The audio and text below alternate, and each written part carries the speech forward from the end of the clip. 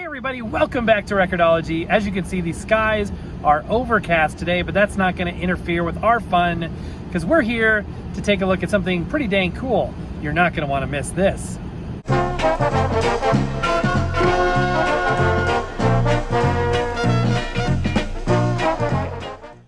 I have a lot of different audio formats, some of which I love more than others. One of the formats that you guys got me into was 8-tracks.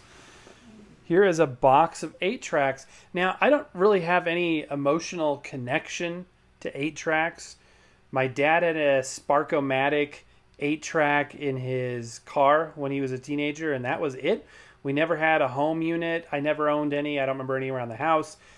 But I was aware of them, obviously. I thought they were the most, uncool audio format I could think of as I was a teenager, evolving from cassette tape to compact disc at the time in the 90s. But having kind of gone all the way full circle back to appreciating vintage formats, and I've got some weird stuff. And I mean, this weird. Remember the Bel Canto RCA sound tape cartridge? That was a weird one. But one thing that kept coming up was 8-tracks. Everybody's like, you've got to get into 8-tracks. You've got to start covering 8-tracks. So begrudgingly, I have done so, and I have amassed a very small collection. Admittedly, a very small collection. I just thought I would share the titles that I have and see what you think and see which ones I should be on the lookout for. Or perhaps there's something of note here. I doubt there is, but we are here on the workbench here, by the way. It's been a heck of a day. This is literally the third attempt at making this show happen today. I had 2 other shows fail for one reason or another, so it is way later than I would like it to be at this point in the day while filming. But I wanted to say a huge thank you to those of you who have joined the Vinyl Nation. Your very exclusive video is coming this Friday in a couple of days, and we have a really cool show in store for you. Today was preparing for that. Basically, it's a review of sorts of products, but it's about something that was stolen from me in my attempts to reclaim it, and I might have done just that. So if you are not yet a member of the Vinyl Nation, please click on the link down below this video or various places throughout the channel and you can join. We also have exclusive live chats and all other kinds of cool stuff as well. Okay, so let's see what we got here. Some of these were gifts from you. Some of them I picked up in various places. And I've started to amass a collection, but let's take a look and see what we got here. The first one is a blank cassette, actually, or it was blank. This is a Memorex 90. You know, it's an interesting format. I still don't think I would call it my favorite format, but it's a very interesting format at the very least. It is 1/4-inch tape, just like reel-to-reel, but there's 8 tracks on there, and the reason why there's 4 programs of stereo. So that would be 4 times 2 is 8. It runs in 3 3/4 inches per second. And it's a continuous loop, a one-way tape. You can't rewind it. It has the same real estate used for each track as a 1/8-inch compact cassette tape. So even though it's 1/4-inch tape, you don't really get the benefit of that. By the time that these became prolific, they were able to get music to sound good and get high fidelity sound on pretty slow speed tape. 3 3/4 inches per second is pretty dang slow. So this is a blank tape that somebody has recorded Neil Diamond Love at the Greek on. I'm not a huge Neil Diamond fan. There are 2 types of people in this world. Those who like Neil Diamond and those who don't. There are those that love Neil Diamond. There are those who don't. Do you remember that clip from What About Bob?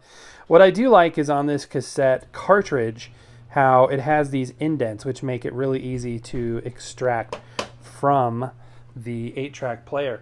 And by the way, if you notice the white seems to fluctuate a little bit, it's the white balance. For some reason, the color of this table just, sets off the white balance. So I apologize if there's some fluctuation in the white. This one was a recent gift. It's one of my all-time, this might be my favorite, one of my top 2 favorite tapes that I have. Hank Williams' Greatest Hits. I love Hank Williams. This is an MGM Records release, and you can see it's a little bit different cartridge design.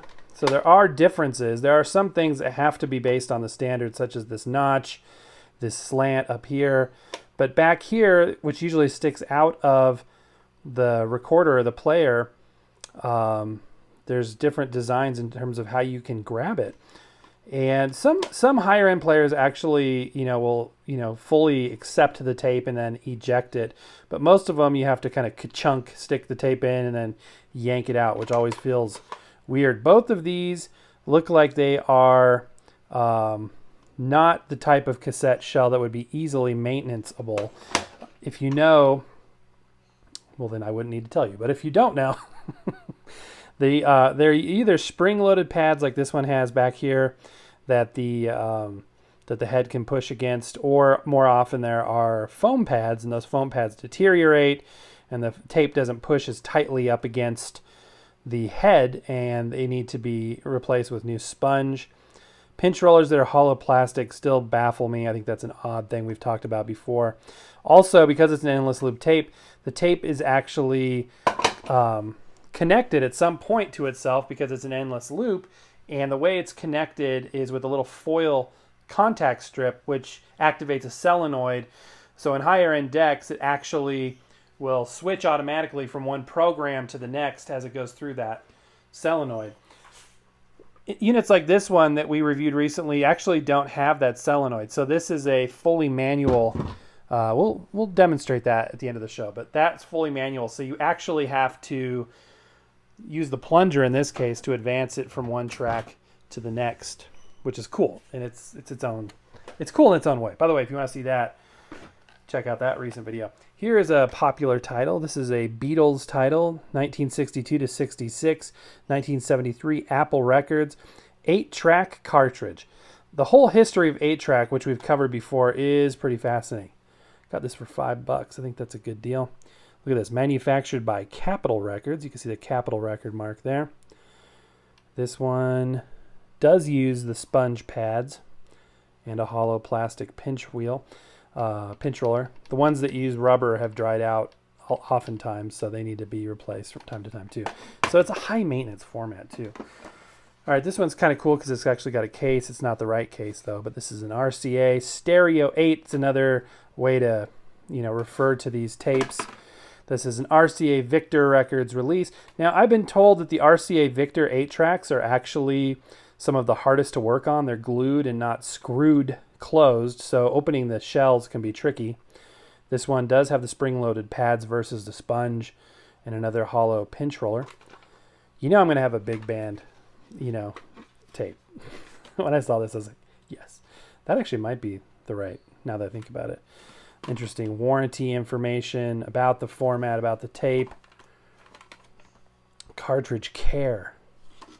Tape cartridges. So we're just going to stack them up as we go here. I'm not going to spend too much time on every single one. This is another RCA Stereo 8, Henry Mancini. And you will notice that the label is in really poor condition. See how it's bubbled up like that? I was told by one of you guys, I've learned so much from you guys, that that's not water damage necessarily, but that's actually the adhesive under the labels would shrink, and in so doing sort of deteriorate the label. Is pretty common. Here's another interesting variant. This is a Columbia TC8, Barbra Streisand's Greatest Hits. It's interesting to see this on a gray plastic cassette. Again, the label is utterly destroyed. Look at this. It's Dolby. They did indeed have Dolby noise reduction. Some people don't realize, and Dolby B at that, people don't realize how far back Dolby noise reduction goes. It goes back to the 60s, which surprises some folks. Here is a BASF tape. They proudly proclaim they are the inventor of audio tape, and a German company. 45-minute tape, 4 tracks, studio series. This one has Celebrate Me Home, Kenny Loggins. Pretty plain on the back there. Here's a cool one because of the color. I think that's neat. Blue. Very vibrant after all these years, but unfortunately the label is somewhat faded. Can't really see. Well, you can kind of read what was on there, but yes, this is a format that you could make your own tapes. Absolutely, just like a compact cassette. You had that ability to buy a pre-recorded tapes or not. This one, the label's in fantastic condition. Elvis, as recorded at Madison Square Garden. What I would consider to be the best live recording of Elvis was the Madison Square Garden recording. There were 2 of them, 2 recordings. The original one, which was I think the evening, was it the evening one I like better, or is it the morning? I think it's the morning performance, which I believe Now I'm going to get this completely wrong. I don't know which this was. But if you listen to Madison Square Garden, I think that that is a better, more lively performance than even the famous Hawaii, Live from Hawaii concert. Here's another homebrew mixtape before there were mixtapes. Megatone recording tape, 40 minutes. Because it was an endless loop tape, this person liked Neil Diamond. I think they got this from the same collection. A vibrant cassette or a vibrant shell. Because it was an endless loop, you can't store that much material on there. So the tape itself was a short loop, and then I believe it's a 9-minute loop of tape, and then multiplied times 4. Here's another one, Glen Yarborough, number 2. Apparently they had part 1. I don't know if I have that in here somewhere. I was also told that the tape, you can see the sponge there. Ooh, look, this one actually has a rubber pinch roller. That's dirty and dusty. This one needs to be cleaned out. There's some tack left to that rubber pinch roller. A terrible crease in there. See that foam pad? See the plastic kind of reflective sheeting on top of that? That allowed the tape to slip across those foam pads pretty easily. And what I was going to say too is they actually lined the back of the tape with sort of a slippery coating that allowed it to bind. It allowed it to slip on itself as it was wound tighter and tighter, because it needed to not only, layer over itself, it needed to actually move on itself. So that was built into the design. Here's another home recording, Simon and Garfunkel, red shell cassette. When you start getting into it, it's fairly impressive. Here's another Elvis. I got better tapes than I remember. It's been a while since I went through this. Let's look at this box first. It's pretty generic. 8-track stereo, continuous play, 8-track cartridge. Manufactured by Warner. I apologize if you can hear the bird cheeping in the background. He's decided he's going to be loud right now. Volume 3, Elvis Gold Records. Stereo 8, Victor Records. This one's in remarkably good condition still. This one uses the spring-loaded mechanism at the top, which I think is a better design. It doesn't seem to be needing a replacement as much. John Denver, Back Home Again, with a deteriorating label. This pad is sticking up pretty high. Notice the formulation on that ferric oxide tape is pretty light. I always go by the rule of thumb, the darker the tape, the better the formulation. If you look like at metal tape or chrome tapes, it's a really dark mixture, whereas type 1 tape has a lighter color. This one's darker. See, look how much darker the actual tape is on this one versus that. To me, that would indicate higher quality. Eddie Arnold. Now, here's an artist that I've kind of discovered recently. It's one of those artists I feel like if you don't think you know him, you probably have heard his songs before. I don't see it on here, but if you listen to, just do a YouTube search for the song Cattle Call by Eddie Arnold. It's an amazing, beautiful song. Oh, look at this interesting metal piece there. Very interesting. This one does have a real rubber pinch roller. Only a few more to go. I don't have a very big collection. It's one of my favorite albums, Close to You by the Carpenters. All right, what do we got now? This is weird. Polydor, 8-track. It's got a really nice grip there. Different programs on there. Mary Poppins Medley, Mickey Mouse March. This is Arthur Fiedler and the Boston Pops Salute to Disney. Colors are still pretty intact there, but again, that adhesive shrinking. A couple more to go. RCA Victor's Sound of Music. And that's a good one. These are better than I remember. Okay, and the last one I've got here, we got some peas in a pod there. Capitol Records, unrecorded 8-track cartridge, but this one actually is recorded. This I probably would consider my best condition 8-track, at least cosmetically. The printing looks like it was done yesterday. There's a little bit of bubbling, but overall it looks pretty sharp. I mean, it looks like I would imagine it to look when it was brand new. It's got a rubber pinch roller. Oh, you can see those pads down there do need replacing. At least this one is pushed in there. So it may need a little maintenance, but with a little bit of love, I think it could be brought back to life. So yeah, I don't claim to have the biggest or best collections of anything, and that's my meager collection of 8-tracks. What is that, like 12, 15 tapes? So let me know down in the comments below what you guys think of 8-tracks.